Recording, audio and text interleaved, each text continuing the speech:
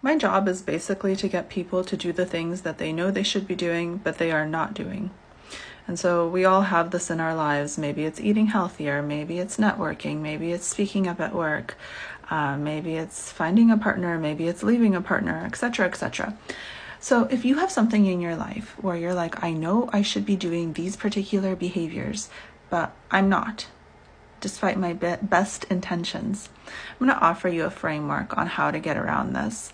So I'm going to talk about something that a lot of people struggle with in the career space, and that's networking. So you might need to network for your actual job or for your future job, etc. And so networking is really interesting because most of us know that we should network. And then most of us have these like amazing excuses for not networking. And they sound super logical. Like they're always like, the brain comes up with the best excuses in the world. Because if it didn't, we would be onto it and we'd be like, we know what you're doing. We know you're making us avoid things that make us uncomfortable. And so I had an intro call with a client the other day. He was telling me, he's like, I need to be networking. Like this is so important for my job. And he just wasn't doing it. And the thing that his brain was offering was that it was asking, like, what if I reach out to these people and I meet with them?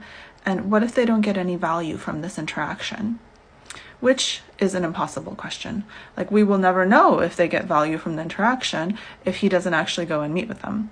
So avoidance always asks impossible questions. Anxiety asks impossible questions, questions that can't really be answered.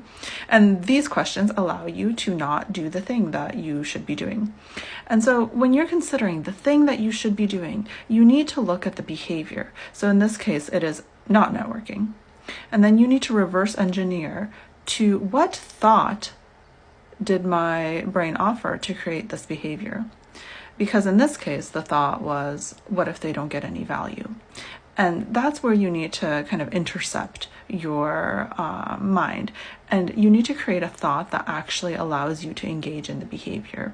Or at least you need to be onto yourself that your mind is just providing you these thoughts in order for you to avoid something that's uncomfortable to you. Because in most cases, networking is uncomfortable for us.